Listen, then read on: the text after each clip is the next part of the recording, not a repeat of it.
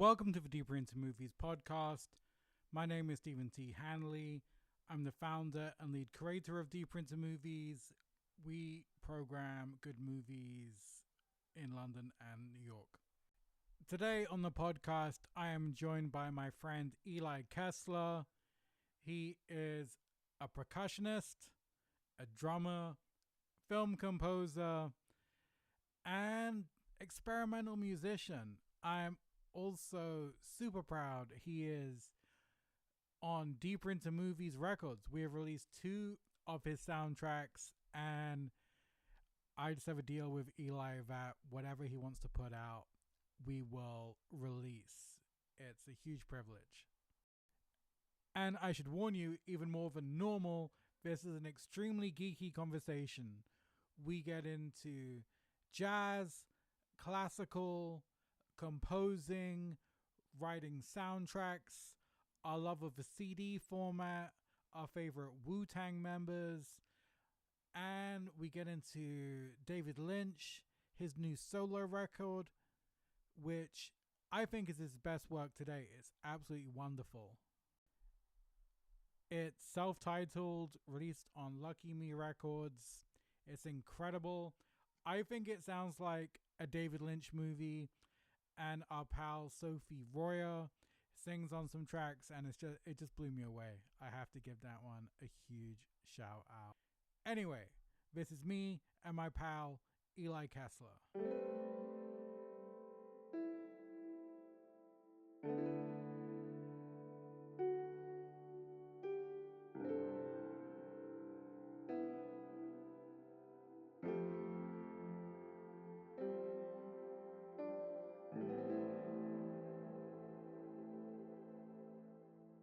How you doing, bud? Good, you? Good. Nice to see you. I'm glad we finally are doing this. We are, Talking about it yeah. for a long time. I know. Well, this seems like the best time. Yeah, I Feel? think this is the best time too. So Yeah. that's good. How's it been? How's the response to the record? It's been great. Mostly very positive, like very positive, I would say. I think a little bit of surprise for some people because it's a definitely a new direction, you know. But I I heard think that that. Yeah, it took me a while to adjust. yeah, I think some people, they expect you to do what Like you did songs? before. What? Yeah. But I mean, to me, I think I don't know, as an artist, I think it's your responsibility to make yourself and everybody confront those expectations on some level. You know what I mean? Like you want if you see a movie or listen to a record by somebody's work you followed, you want to be surprised, I think. So I Absolutely, yeah. yeah. So anyways, I feel really good about it. And yeah, mostly great, honestly. No complaints. Right. Yeah, no, when it's definitely an Eli record, but when I saw his like vocals from, I was like, huh? There's a lot of vocals, but then after, yeah, 2 or 3 listens, and then I was like, I can't stop. Well, But thank that's you. good. I like an album that you kind of gotta spend some time with and get your head around this I kind of It's so rich. funny because I don't know, it's probably a strength and a weakness on my end, but I really didn't I really was felt that this was the easiest record I've ever made by a lot. And people are like, it's great. It's taken me a minute to get used to it. But maybe that's just an expectation thing, you know. But honestly, I just really, in the process of making this record, decided to not let anything not push anything to the side. If I felt like there was something I wanted to do, I did it. If I was scared of had those moments of kind of self, confrontation Mhm. with myself, I said, I got to do it. So I did a lot of things on this album I've never done before, and it's been a really rewarding. Honestly, making it was very rewarding for me, just because the doors are open now. I don't think there's an expectation that I'm going to do one thing or the other after this. You know what I mean? People really Yeah, don't know, true. so that's a good thing, I think. Did you know you want a vocalist, or did that appear itself to you somewhere along the way? Um, I I've been wanting to work with vocals for a long time, and it's just a really big adjustment. I don't know working with instrumental music and then just deciding I'm going to write lyrics and I'm going to work with singers. There, it just opens up a tremendous possibility and also options, and options are often the most difficult thing to deal with, you know. So I so it's something I've been thinking about for a long time, but I don't think I was quite ready to do it um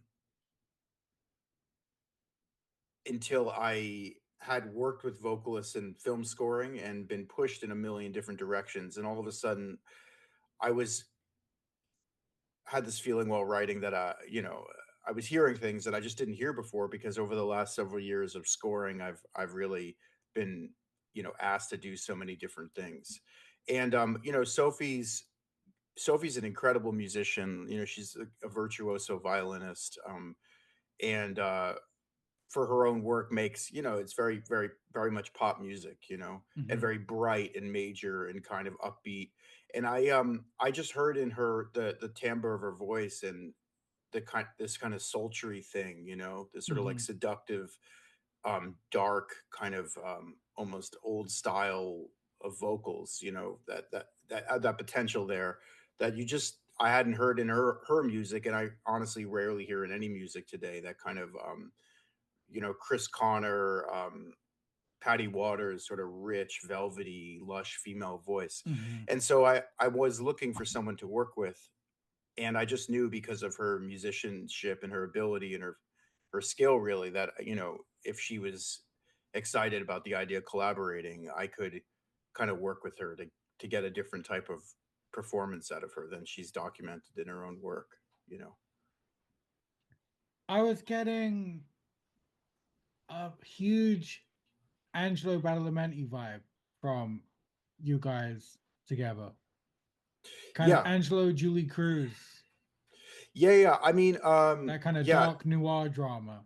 yeah. I mean, that's I'm not gonna say the word Lynchian, you but can you, okay, okay. it's interesting. After Lynch died, I think one of the things that's been so striking to me, and I knew it, but it didn't really hadn't been consolidated into a kind of cohesive. I didn't have a cohesive cultural understanding of him in a Yeah. way, because he was everyone. I knew very few people who weren't inspired by him, but I didn't really understand the extent and the profound impact he had on so many different people. I Hmm. mean, maybe that's a little bit was very obvious to some people, but I mean, really, I started to almost think of him. I've almost started to think of him after he died as like a Wagner-esque figure, that sort of um, embodied a kind of a total art, of all mediums, kind of combining in more than just a aesthetic that influenced film, a kind of way of living and a way of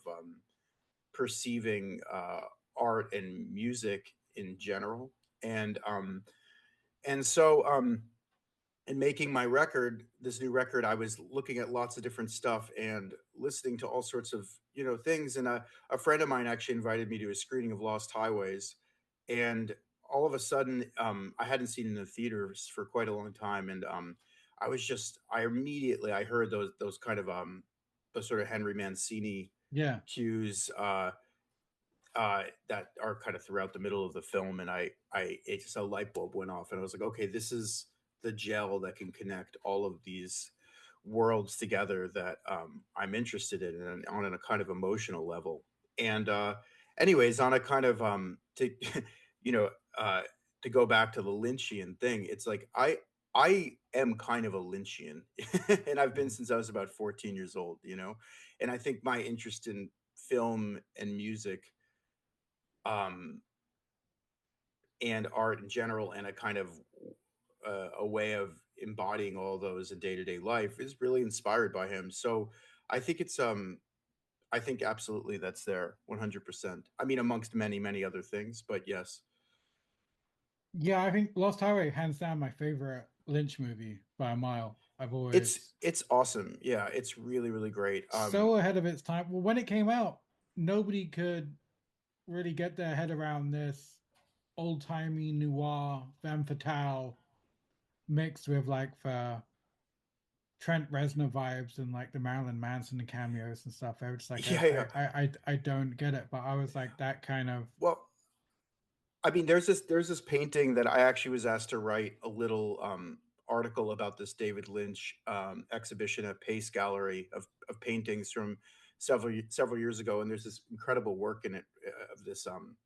It's kind of a film noir scene with a kind of detective in a hat and trench coat, and he's shooting, and there's three of him, and the guns are kind of spinning, and there's a bullet going through somebody's head, and it's sort of mid death, and it looks like this just kind of film noir feedback loop Mm-hmm. that's sort of spinning on itself and turning into this absolute kind of nightmare. And I think in a way he tapped into something that's really essential to that genre, but was always in the subtext, which is that you know America is a very scary and strange Mm-hmm. place, and sexuality is probably even stranger. And I think he manages to, in Lost Highways, he manages to really um, explore all of that in a very profound way. Yeah, I love that movie. It might be my favorite too. I mean, it's hard to pick one. I like them all for, it's like picking children or something. I like them Yeah. all for different reasons. But uh, I love that. I rewatched Inland Empire, which is very challenging, but also totally amazing. Oof. And Lost Yeah. Highways. I mean, a Mulholland Drive obviously is probably his Mulholland most. Drive, I don't get. I don't love as much as everyone else. Yeah, I'm gonna try it again, but I'm so hard Team Lost Highway. But I think I might think. I mean, Lost Highways is definitely his funniest, and I think he captures female sexuality from a male perspective in a way that I haven't seen in any other movie. I mean, the scene when they're fucking and Patricia Arquette says, "You'll never have me," yeah, that just sends, just thinking about it sends a shiver down my spine, because I think it's like the reality of male desire and and like yeah, and female sex. It's just amazing. I mean, that he intuited these things and was able to translate them, and with such kind of chintziness too, getting to such profundity with such chintzy devices. It's amazing. yeah. I remember genuinely being completely freaked out. Well, I knew nothing about the movie. I think I taped it off Sky. I remember when it came out, it got hella bad reviews. But I was like, all right, I'll give it a whirl. No idea what I was getting into. And when Mystery Man comes in and it's like, I'm at your house right now. The fucking create one of the craziest scenes in film It's history. it yeah. And I can't even for it to work is such. I think only Lynch could pull off something so absurd about being goofy or taking it seriously, two to be to a point where it's fucking terrifying. Yeah. I mean, I always say on top of everything else, I think you know, I wouldn't describe him as a horror director, but he's manages to conjure more fear out of me than almost any Yeah, filmmaker. or like in Firewalk with Me, anytime they pan across a room, you're just terrified. You're looking in every corner, waiting for something to, like with Bob when he's hiding in Laura Palmer's bedroom and stuff, and just pops out from the corner. It's like, Yeah, and it's like the thing with Mystery Man. It's like every actor is a placeholder for something deeper in his film. There's very mm, little. There's very little. The surface is very porous in his movies. Like, as you think about the Mystery Man, it's like, well, what is he? He's like alcoholism, right?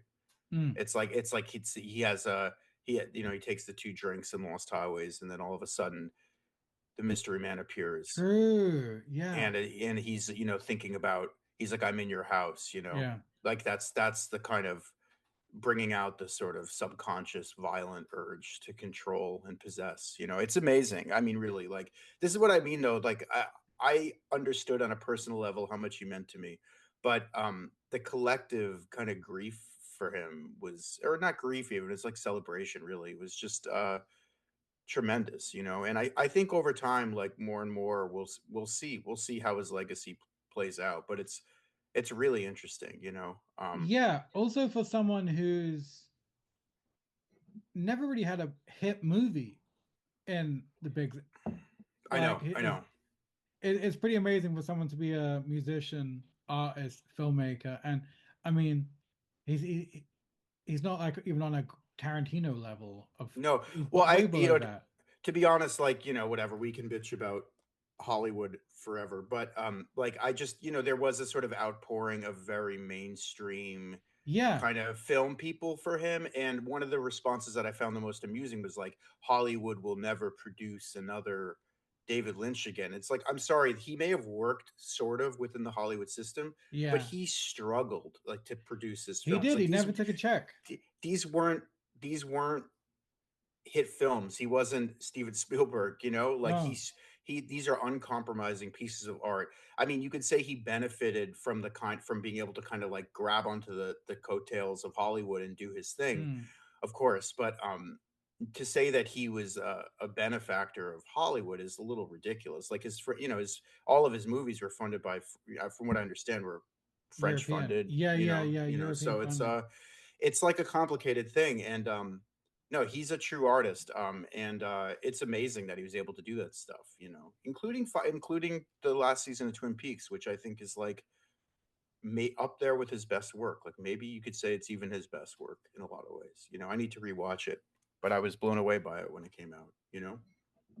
Yeah, it was kind of cool just to basically make 8 1 hour films. Not even just like right. I'll take the Twin Peaks universe and I'll just do whatever. I'll take my 8 scripts I've been fucking trying to make and just build them Yeah, around yeah. this. I mean, I just remember I remember sitting there during that hour and a half sequence of basically total silence, multiple episodes of no Yeah, dialogue, and I'm just like, this is unbelievable that this got greenlit and is on TV. It's really yeah. incredible, So it's a rich world, and It is. you know, Well, do you like the Straight Story? yeah, I actually just rewatched that recently because some people were talking about how for some people they say it's his best movie, which I think Battle of the Mentees soundtrack is so it's fucking beautiful. gorgeous. It's It kind of gorgeous. sounds like he got Warren Ellis in or something. That's just that really It's aching gorgeous. violin. Yeah, Yeah, it's almost like a bluegrass yeah, country score, pure Americana. Yeah, I yeah. mean, I'm especially being a Jew from the East Coast, I'm quite fascinated with westerns and the American kind of middle of the country, which is very very foreign to me culturally. And I think for Badalamenti, it's probably similar. I mean, he's a Italian guy from New Jersey, So and he manages to conjure a lot of feeling. And yeah, it's a beautiful movie. It's really beautiful. I mean, there's a couple scenes that I started tearing up during. Oh, It's Harry Dean at the end. yeah, Jesus Christ. it's gorgeous. And I mean, honestly, in thinking about like not to bring it back to myself here, but like my own this new record, and I just think it's it's like that's a perfect example of that responsibility, right, to try new things and to Hmm. explore different sides of um your work. And it's like everyone has their own vision and kind of lexicon and material they can draw from, and that Lynch had a PG movie in Hmm. him. It's there from the beginning. In the most horrific of his films, there's always this kind of light, childlike purity, soulful kind of purity, and it's beautiful that he made that. And I think that's why some people say it's their favorite, because in a way, it's the most pure expression of his kind of joy as a person. Maybe I never met him, but you know what I mean. Like the kind of pure expression of soul, and so yeah, it's great. I loved it watching it again, honestly. What was your first instrument? What did you My start playing? first instrument was the cello. And I was a little too crazy of a kid to really get into it. I just was kind of running around and being chaotic with my friends, What So age? I was maybe, well, I shouldn't say, actually, I suppose I started piano first, but that was really the first instrument. I like 6 or something, 7. And I was already playing piano, but that's the first time I ever had the idea that, oh, you need to practice music and this kind of thing. And then I switched back to piano And around 10, I started playing drums, and that's really when I got into music. What were the what were you into as a teenager? What were the first things that? I mean, when I was a kid, there was a crazy hardcore and punk scene in Boston. Really, really wild. And I got really into that whole world, just going to VFW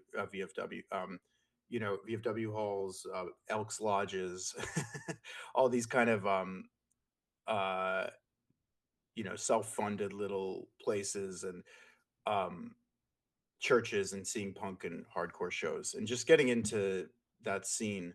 I played that stuff with my friends. And then I got really, at the same time, got really into jazz music. I started listening to old records and kind of fell in love with that stuff.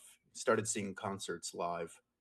And at the same time, there was a great college radio, I mean, still exists, WMBR, which is MIT's radio station. And I used to listen, and I called into a show and I met one of the DJs, and basically just he invited me out to some loft shows, which were kind of shocking to me. And at about 16, 17, I was hanging out with all these MIT kids, going to experimental music shows and all these weird spaces around Boston and Providence, and seeing movies. And I fell into this whole crew of like very smart MIT people. And they were really kind enough to include me in their activities. So they all had passes because of the radio station to all the Hmm. movie theaters in Boston. So I'd go to every movie that was playing at these independent theaters and go to these concerts, and everything kind of happened at once. And that it kind of led me in a way to probably us talking in a way. Right. you know. So how are you discovering jazz? How did you jump from hardcore to jazz? What was the first thing that kind of picked up your Well, the spiked the your interest?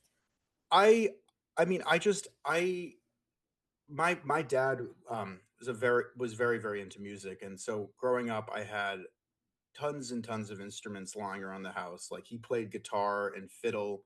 He had a lot of Irish friends, so he learned how to play like Irish folk music and played fiddle and guitar. And he was in the Peace Corps in Brazil in the 60s and late 60s during Vietnam. And he came back with this love of like Brazilian music, like Tropicalismo, like Caetano Veloso and Baden Powell, Gilberto Gil, all this kind of stuff. So I grew up kind of listening to that music and blues, and he just really, I think if his life had been a little different, he very likely would have become a professional musician. It's what Hmm. he really wanted me to do. So he just was always exposing me to stuff. And so he would buy, Coltrane records, Miles Davis, Dave Brubeck, all this kinds of stuff. And I think because it was I always had the sense that music was this very rich and deep thing, kind of endless in a way. But I needed something with a little bit of punch. I wasn't ready to like listen to Bach Yeah, or I mean Bach is punch. Now I see that, but then I did not. And so it was a nice stuff like Love Supreme or something. I mean, hmm, that's you take a few steps to the left or the right, and it's pretty rough and aggressive, like hardcore or something, or metal. So um I just got really into it, and I started seeing it live, really. And I saw Elvin Jones and Roy Haynes and um all these great musicians play, Wayne Shorter, Sonny Rollins, all these greats. And I just realized how amazing that music was. And I kind of got into it. I remember first not really being able to hear anything in it and be like, where's the music? And yeah, I kind of got used to it. And I think I also saw it as a vehicle for getting really good at an instrument. You know, it's like a great model if you want to master an instrument, like you really learn jazz or classical music, or preferably both to some degree, and you'll know about music. So yeah. Jazz is still the hardest one for me to get my head around. yeah, I think it's not for everybody. I mean, Definitely. I like what I like. I like Miles Davis. I especially like the '70s. Is it Get Up on It or Get Up with It? Oh, I know the one you're talking about. Is it like where he's got those really sick, like, it's awesome. It's an yeah, amazing yeah, record. I know with the the one you're talking about. I forget the title, but yeah, yes, people kind of yellow cover, right? yeah, and he's got those it was when he's really in his reclusive era, but and he's got these crazy kind of like hexagon shaped glasses on the front. Yeah, yeah, I yeah. know a lot of people say the big track on it sounds like it's like a porn soundtrack or something. It's got a real Yeah, yeah, sleazy vibe. he was honing in on that kind of the stuff. You know, he was a shapeshifter. I mean, if he was alive now, he would be working with like Kanye West and like, you know, Lil Wayne and stuff like that, you know. Yeah, I love that he was the first person who I really just when I was going through his catalog would completely ditch his crew. I mean, there was that time when he had like was it like Pat Metheny and stuff playing guitar and stuff, and then I think he had like the Dreams Quartet, and then just He ditched everyone and started playing like trumpet through a wah wah pedal and stuff Yeah, just to do yeah. I something mean, different. he that's, you know, he was a real visionary. I mean, he was kind of the in a way the way we think of a producer in in contemporary music. Like that was sort of his approach. I mean, he was an incredible beautiful, you know, he had a beautiful sound on the trumpet, and you could listen to him play and it you know, kind of melts you. But he also just had a vision for music as a whole and kind of put that first, and knew how to grab the right musicians and put them together to achieve a new sound. I mean, and people were pissed at him the whole time, you know, because he was abandoning the old style. I mean, you have to imagine, like, for these jazz musicians, you know, that were coming up in the 50s, you know, to just drop the acoustic instruments and start Hmm. using wah-wah pedals and put on bell bottoms and whatever was Yeah. kind of shocking and a quote unquote sellout, but it moved. But in retrospect, of course, like he had a holistic, you know, he had a vision for how to use the contemporary music and still express what he wanted to say through it, you know, which is how in my own way, I try to approach things that way. Like I never wanted to be a jazz musician. I just saw it as a thing I liked, but I always knew I wanted to make contemporary music, you know, Mm, for this moment in time, you know. And I think that's somehow, I think that's really the problem with a lot of, you know, a lot of art in general, is that it's trying to connect to it's kind of shielding itself from the world, rather than sort of saying like, well, here we are, you know, it's a complicated place, but let's try and make something out of it, you know.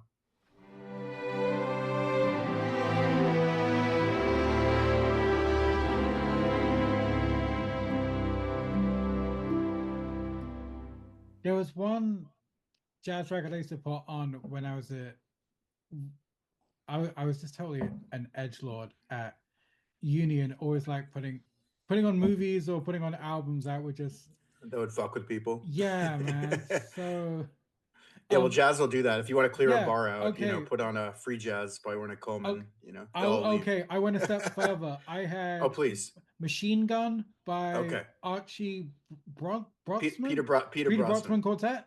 Was it Yeah, yeah.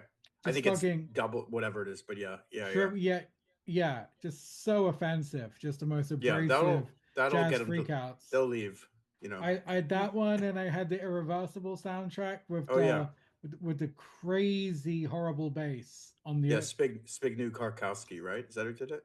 no no it's the guy from Daft Punk, Thomas Bangletter. Oh, it is. Okay, okay. But he had really horrible subsonics on the opening that really hit you in the stomach, or just Yeah. frequencies that just trouble you that you can't maybe quite Yeah, yeah, yeah, pinpoint yeah. why.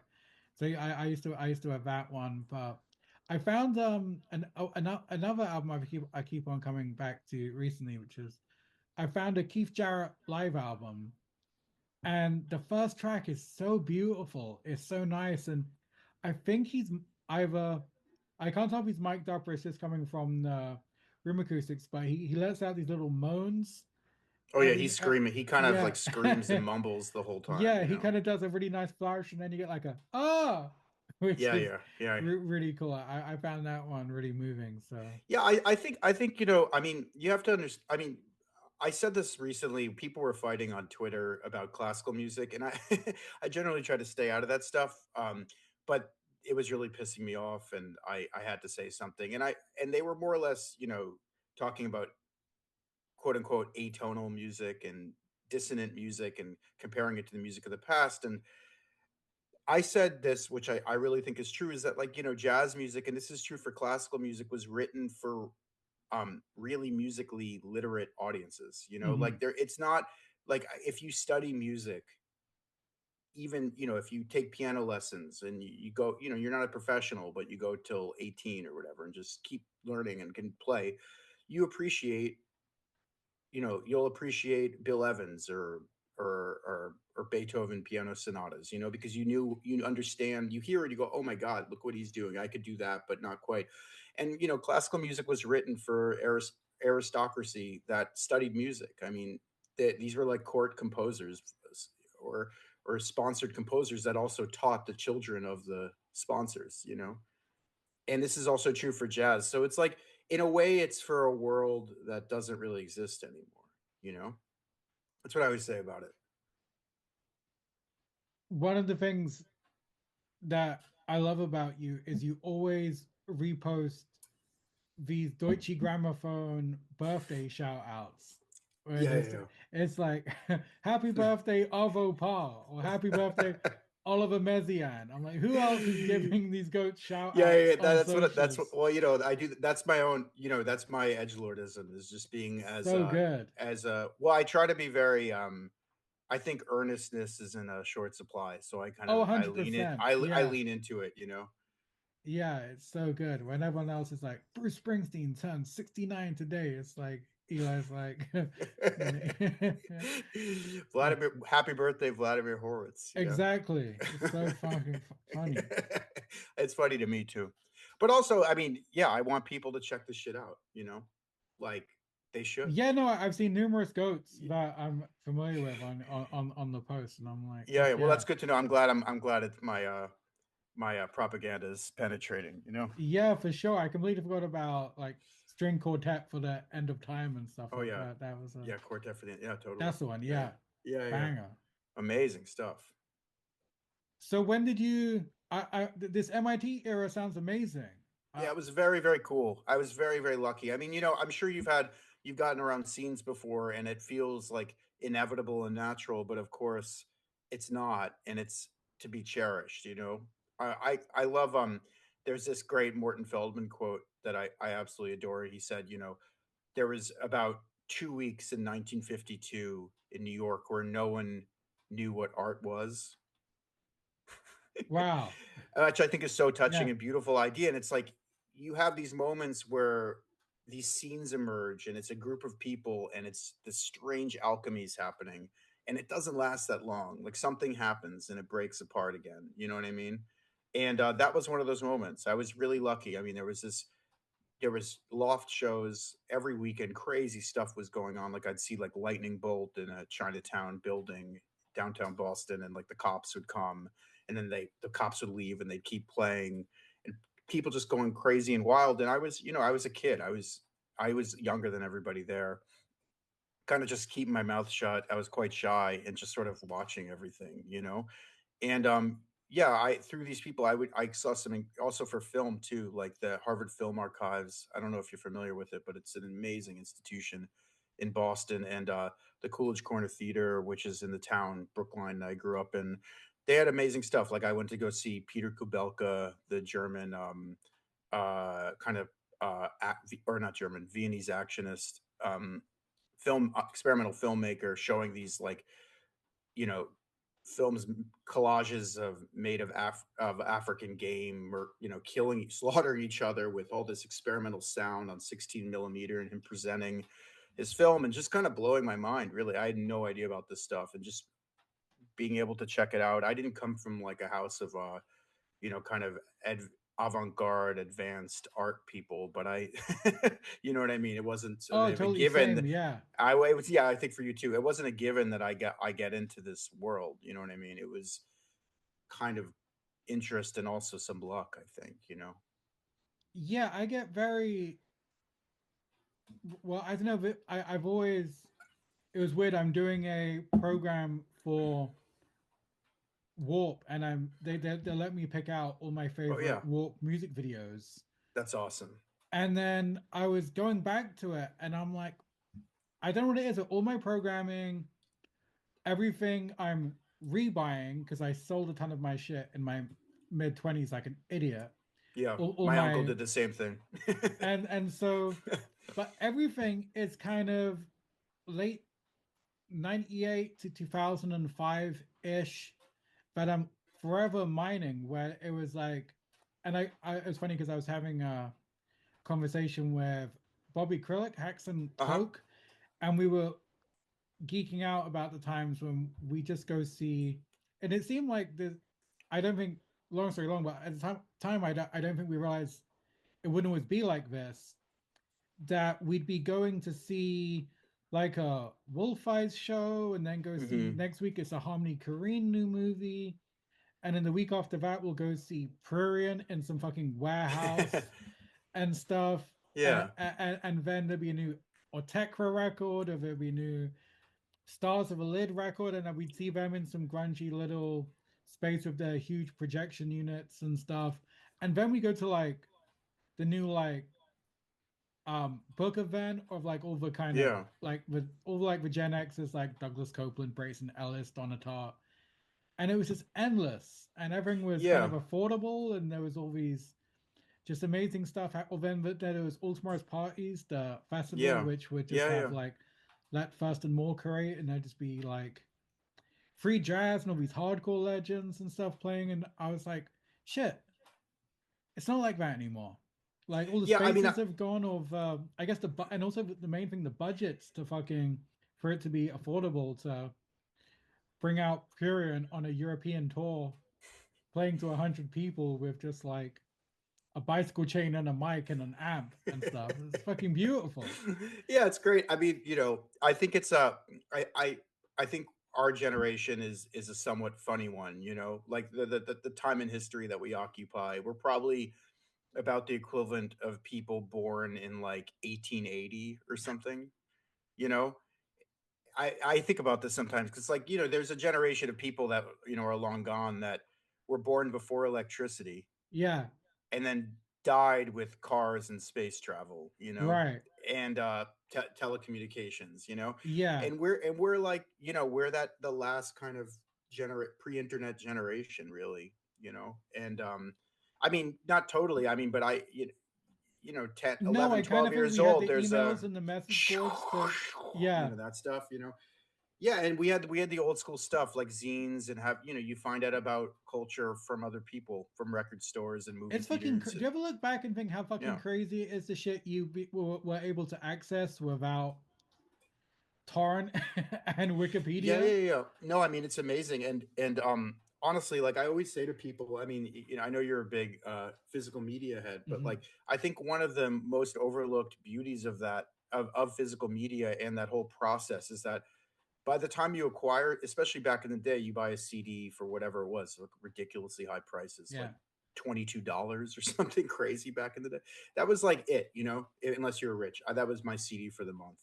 exactly. And so it's like, okay, you buy it and maybe you like the song on the radio and the rest of the album sucks, or it's Oh not yeah, immediately to your liking, but because you bought it, you just listen to it anyways. And you buy an album and maybe you end up liking stuff, or finding something in it that you'd missed. And there's a lot of value in both kind of repeated viewings of things you don't immediately like, and value in watching things that you just period don't like. I think because you learn about what's yeah, good and bad to you, and you develop your own aesthetic, you know philosophy. And I think that's totally gone. I mean, it's impossible now, really. It's like if you don't like something, off, never yeah. again, you Move know on. Yeah, I and remember when you know I'd get when I was getting into stuff, and my mom would take me to the record store and she'd be like, "Well, which one do you want?" And I'm like, "This one's got the hit single that I heard on the radio. This one is going to be the better album on a whole." Say I was looking at like Sonic Youth, and mhm. I'm like, I don't know if I want the Daydream Nation album or do I want Goo because I know Dirty Yeah, Boots, and yeah, whichever one I've got to get with, and that's the perfect type of band where you're either going to get the kind of grunge bangers that you kind of think you want, or just some fucking punishing white noise for yeah, you 60, don't know. 60 minutes. But you got to take the plunge. It was the same when I had a art house video store that was 2 buses away, Hmm. and I just had to go rent some really indigestible shit. But I've got it for a day, and I've got to sit with this fucking Tarkovsky Yeah. movie 3 hours Right. with 7 edits Yeah. altogether. But I got to reckon with it because it's got to be back in 24 hours, and I'm not doing Yeah, and you that paid journey for it, just when right? I yeah. But I'm not gonna skip to the other title on Netflix when I'm like, this is challenging me, and I'm not into it, so Yeah, I'm I mean, gonna hop. I think that we're, look, we're going through a massive change, and I think that I actually remember when the smartphone thing was first kind of really becoming ubiquitous, and everyone was getting iPhones at once. Um, I read this interesting article about Moleskin notebooks, those that Yeah, company, where they were almost gonna they were on the verge of bankruptcy. They were going out of business, and then all of a sudden, during the iPhone boom, everyone started buying beautiful like leather bound notebooks yeah, again. Because I think there's just something so analog and simple, and people want that. And so I remain optimistic about people. I think that people will find a will find a way to re-engage with stuff over time. I think that we're kind of the, you know as I said, unique generation. I also think we're the guinea pigs in a way, we because are. no one knew what this shit was. Like, people are fully aware that iPhones are toxic, now, but they didn't 20 years ago. So Yeah, no, I think people are gonna look back and think these poor yeah, fucking suckers. Just idiots, just yeah, idiots. I love that. I love that Kareem Subway take where one guy just said switch off the internet 1 day a week. Oh yeah, I mean, That'd good be luck being I can't do it, but no, no. I wish I could afford to, or be yeah. like, I also think, by the way, there's just like an age thing. Like, if we're being honest, like, I for 20 year olds are, I see them all over New York. They're like having the yeah, time of their life, and going to openings and Metrograph and whatever it is now, oh yeah, and whatever the that's thing everyone is is still very now. much engaged. It's just a kind of Yeah, but you start seeing things, with in our ripe old age, so yeah, yeah. Well, I was Gen Xers, just sort of. yeah. Well, I'm technically a millennial, Oh, okay, unfortunately. okay, Barely, barely. TikToker. Yeah. Okay, Yeah. I say that with no pride, but yeah.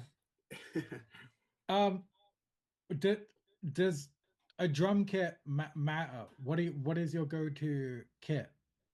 Does equipment um, does equipment matter? It's interesting. My brain is, I guess it my the way I interpreted your question is a good indication of my relationship to the drum kit. Does the drum kit matter? That's like, well, I would actually say no, it doesn't matter. right? I mean, the equipment matters in the sense that if I'm going to do a live concert, Yeah, um, I need everything I hit to sound exciting yeah, and alive to me, and it needs to spark ideas. So, but do I have a fixed idea of how the snare drum or floor tom or whatever should sound? I don't really. hmm, It has to do with the space and my mood, and the instrument. Each instrument has its own, sound, obviously, and sweet spot. And just generally speaking, I mean, part of the way that I think I honed in on a sound on my instrument that I could, I'd say is unique, is by more or less like rejecting the premise of the instrument in a way. I just was like, well, no one's, especially, we were just talking about that era. It's like no one's has any expectations for what you should do musically. I mean, if hmm, you're in some noise show at a loft, if I just, rolled around the floor with contact microphones on my body or something, people would go, if it was cool, they'd go, that was cool, man. Good hmm. job. So when it came to an instrument, there was no expectations that I do one thing or the other. And that was the milieu that I was interested in being around. So um, I just kind of treated the instrument as a vehicle for what I wanted to express, really. And yeah, that's taken me to some weird places. Yeah, I really like that your show when you had your geeks around you after the show who are just analyzing all your equipment. You had those like it was almost like, if I remember right, it was almost like a cowbell that was like welded, Oh yeah. and the yeah the Yeah, heads those are were amazing. well into that. Yeah, they're beautiful. They're these there's this his name is Pete Engelhart. He lives in San Francisco. I believe he's in his 80s now, and he's still building these beautiful bells and instruments out of his garage in San Francisco. And he actually used to do he did the percussion, the metal percussion for Ayerto Morera, who is Miles Davis's percussionist in the Whoa. 70s. So he's been working forever, and they're just beautiful. They're beautiful instruments. How often do you practice? Do you have to keep sharp on? Yeah. I practice every day. At the very least, just my hand exercises just to keep, make sure I don't lose anything. Um, and I do like just a lot of general body maintenance because when I play, it's quite physical. I like stretch a lot. I go to the gym. It's like a whole lifestyle because, if you're playing an instrument, it's really like you are kind of an athlete, in a way. Yeah. And I'm also not gigging every day, so I play very select shows. And because of that, it's even kind of more the reason I need to stay limber and in shape, but when I'm working on film scores, I don't have endless amounts of time to do much else. So it really is like on when I'm deep in a film, it'll be 25 minutes just warming up. And if I'm getting ready for a tour, it'll be like a couple hours a day. And what is your approach to film scores? Is there a method that's carried through all your work? Do you watch the movie and take notes? Do you do that Miles Yeah. Davis thing of playing along to the movie or? Yeah, I mean, the first thing I do, and I would say I do have a kind of approach, which is that I try to get to know the director. That's the Mhm. first thing I do, and understand what they are after, what the film's not doing on its own. I try to understand their adjectives too, because that's a funny thing. People say, I want it to feel more visceral or cathartic or sexy or whatever, or beautiful. They use these kind of, Mhm. it's hard to talk about music, obviously, for anybody, but that means very different things to different people. And there's also, I mean, as you know, the relationship between image and music is crazy and Mhm. wild. I mean, it's just you take a scene, you strip it of its music, and it's a different thing completely. It lacks, and it can be night and day. It can go from feeling quite disturbing and scary to almost comedy just by removing the tonality and the timbres. So I try to understand what they're after, and I have a lot of conversations. That's the first thing I do, and I just try to get to know them really. And then, yeah, my first process is like watching through, taking notes. Sometimes I have a huge, I have like a 125-inch projector in my studio that's right next to my composing setup. Mhm. So I'll kind of have my computer and all my synthesizers and piano. I'll have my piano here too, and I'll watch and I'll kind of tap some themes out and take notes and just get a feel for it. And then yeah, it's just like a lot of conversations, really. I think that's basically my philosophy, is trying to understand. It's the same thing with any piece of art, really, including my record, is like just trying to hone in on what you want to achieve and then push it farther and take some chances to see what happens if do a big swing here, or do something off from even pushing your idea in a different direction. I mean, I stay quite open to that as a possibility. I don't try not to get too fixed on one preconceived outcome, you know. Do you ever have like say a writer's block for a score where you're just watching something and you know it's a good movie or whatever, but you just haven't got the pieces Yeah, aren't coming? I mean, I And think every time there's that moment of fear that you can't do it. In fact, like there's a beautiful Ennio Morricone book that was published a few years ago, which I highly recommend. It's amazing. It's a collection of interviews with him, Mhm. and he described how every time he receives an assignment, he gets very depressed and feels like he can't write anything for the film and can't do what he needs, and he goes for a really long walk and sort of Yeah. talks himself off the cliff, and then gets to work. And it was so nice to read that coming from him, because that's more or less exactly what I go through every time, because it is very difficult, and often music comes at the very, unfortunately, comes sort of at the end of the process. It's like it's the director is done editing. They're, everyone's exhausted, everyone's been, having their little battles one way or the other, and then it's time to do, color correct, mix, do sound design and music. That all happens at once.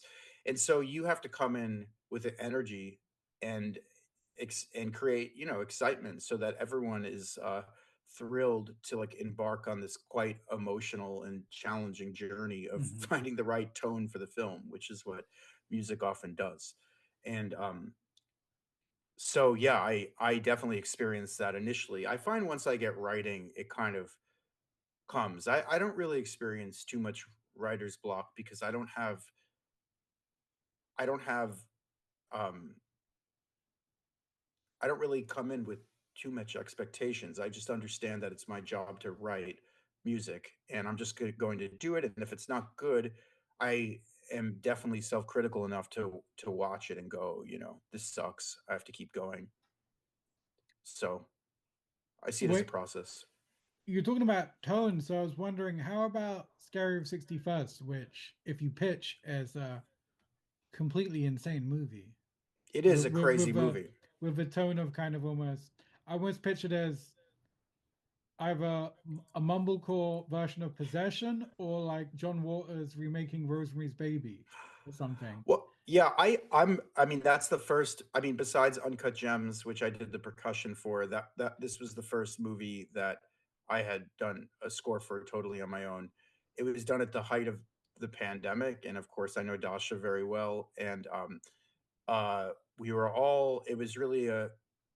It really, and it's. I always say this to people. I mean, it's like, John. One of the there's many reasons that John Waters' early films are so wild, Hmm. but a big one amongst them is that it really was a scene of people, his friends, making a movie together without too much concern for what Hmm. the world thought about it. Yes. And that's a very, very rare thing these days. And that's what the Scary 61st is, really. It's a bunch of crazy, fucked up people trying to make something together, and in a unabashed way, and without too much fear. I'd say very little fear. Sure. And so it has that feeling of a movie from another time in a way. And I'm glad yeah, some people really fucking hate that movie. People have strong reactions to it. I'm very proud of it. Yeah, you should be. Yeah. Yeah, Well, yeah, I was thinking there was, what were we talking about? Oh, I'm working on this TV show project, and I said to my friends, I'm really freaked out if I'm hosting it that and I'm putting my face out there. Because I was saying that it's going to go on YouTube, and I was saying, oh my God, what are the YouTube comments? Should I turn the comments off? And they were like, no, no, no, you need the engagement, good or bad. You need the engagement. yeah. And I said, you know what, you're right. But there was that, not comparing myself, but there was that No, no. Chuck Palahniuk quote where he said, after the outrage of Fight Club, he said, if everyone loves what you've done, it's probably kind of lame, or it's Yeah, going to be forgotten about. But if you have that divisive audience where half people are loving it and half people are hating it, it's definitely just stronger, and it's yeah. gonna, It's a sign of life. yeah, yeah, and gonna have a longer lifespan. Yeah, I think, and like, I mean, going back to what we first talked about with my record, it's the same thing. Yeah.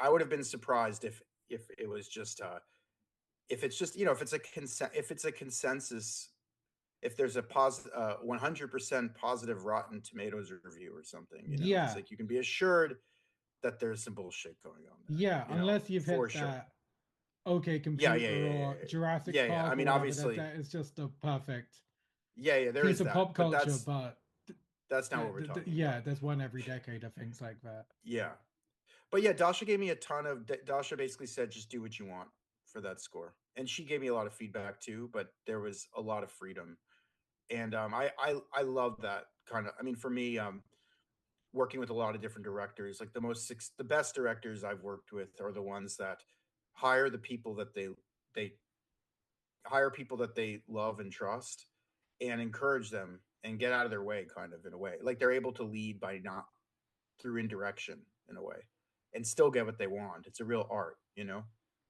unto itself.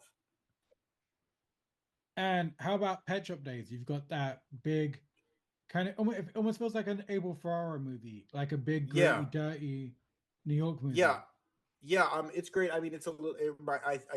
It's a little bit almost like a Larry Clark like bully vibe or something. It's an interesting movie. I mean, I wrote about this, but I think there is that sort of rich poor horseshoe theory where rich people and poor people have more overlap culturally than the middle class, and you can really see that in this movie, which is about two very rich kids that are essentially going wild around New York, and you know engaging in all sorts of sex and drugs and violence, and with very little care. And it has a wild intensity to it, and a lot of energy and grittiness. And yeah, we tried to capture that in the score, and or making some genre. It is like a genre film, genre score in some ways, like. But I wanted to do something that kind of pushed it into some other directions, in terms of just embracing like a lot of noise and aggressiveness. And it's probably the most electric,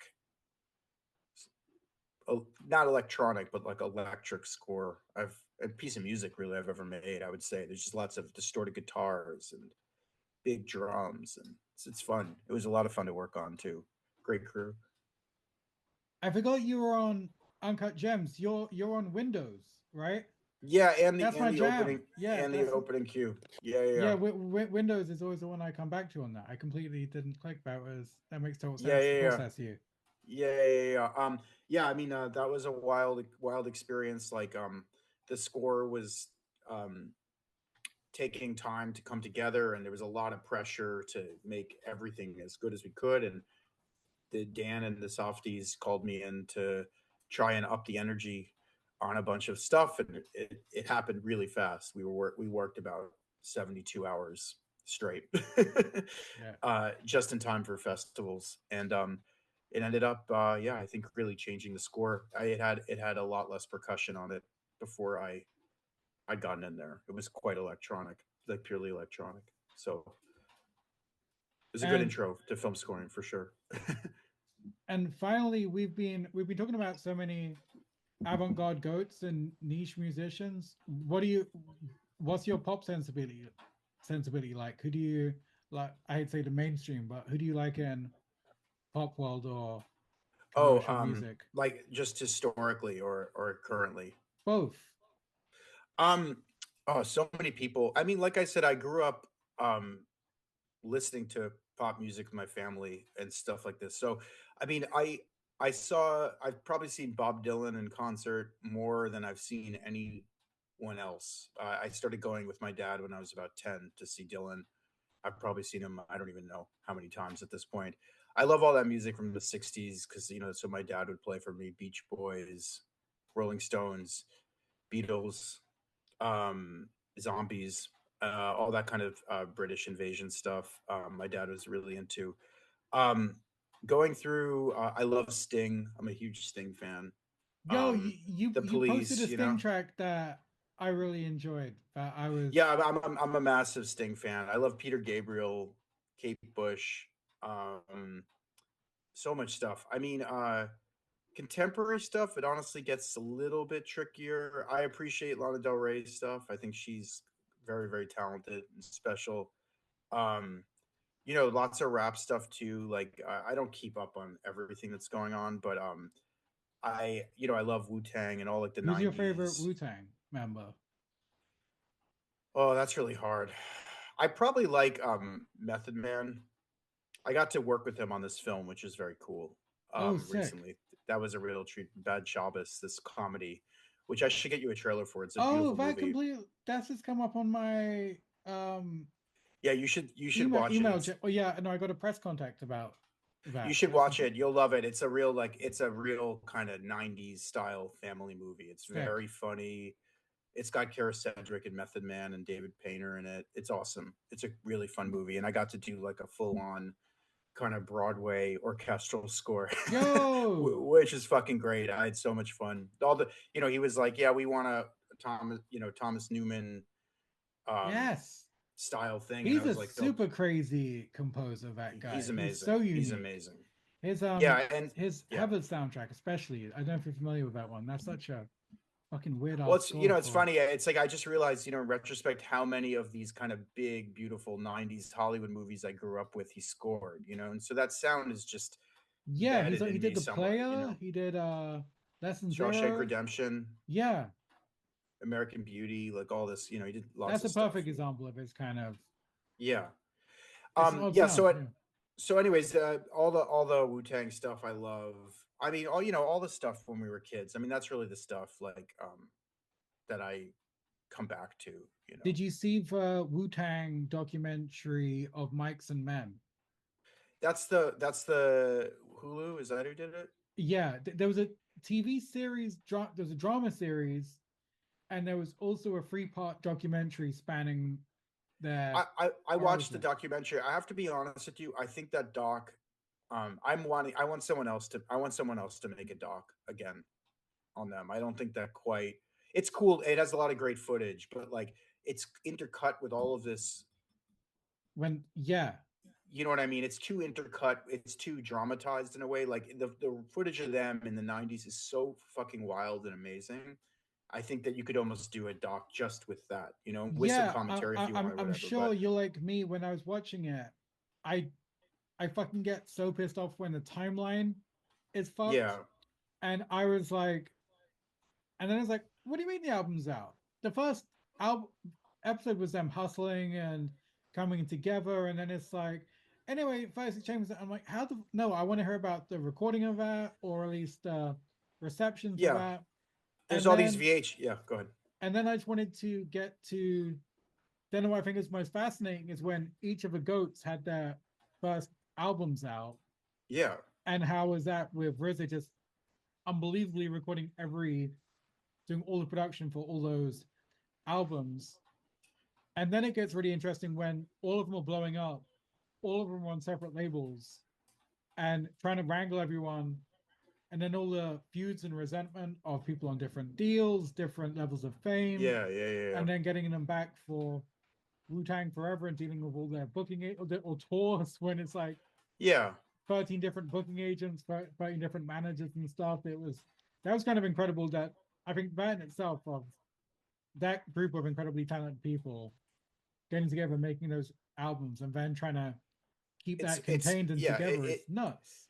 it's nuts, and it's one of those stories that the best thing you can do as a director, in my opinion, or this goes for anything really. It's like it's just stay out of the way. It's like you don't need to do Yeah, anything. Just say exactly what happened and show the original footage, yeah, and it'll be fucking amazing because it's so wild. Like the concert footage of them, there's yeah. all When they sorts of used to stuff rush going on. It's for, like I it's think these like, I think that their thing was, I think Paul Banks said this that they used to just bum rush into the clubs, and because yeah. there's 13 of them, you can't stop them. Or it's like, So, you just get the MTV footage of ODB like collecting his welfare check on MTV. It's like yes, you don't need like drone footage of Staten Island or whatever. You no, just show the foot. It's so amazing. So yeah, I think that they're incredible. I think that there's so much there. But yeah, I saw it. But I have yeah, some yeah. thoughts. Yeah. I mean, Yeah. again, going back to the stuff I'm rebuying, I don't know. I think that there was a moment when I thought streaming was everything, and I had everything on my iPhone, and I just got rid of all my cranky records, all my Mm, weird niche Jim O'Rourke limited releases and stuff, mm. and obviously all my mainstream shit. And now it's like some museum I'm rebuilding to myself, where I'm just That's beautiful. going to all the secondhand stores and just pulling out like all those Ghostface solo albums, like Supreme Clientele and Fish Scale. I'm Hmm. just obsessed with, and I'm just kind of, Oh, they're but awesome. it's cool. But I'm finding them for like they're like £3. So Yeah, it's yeah. so Well, it's I've been actually also in the last maybe 2 years or so rebuilding a CD collection. I mean, I never got rid of them, but they're all organized, and I've gotten into collecting CDs, and yeah, they're so cheap. It's a it's great my hobby favorite actually. format, Yeah, 100%. yeah.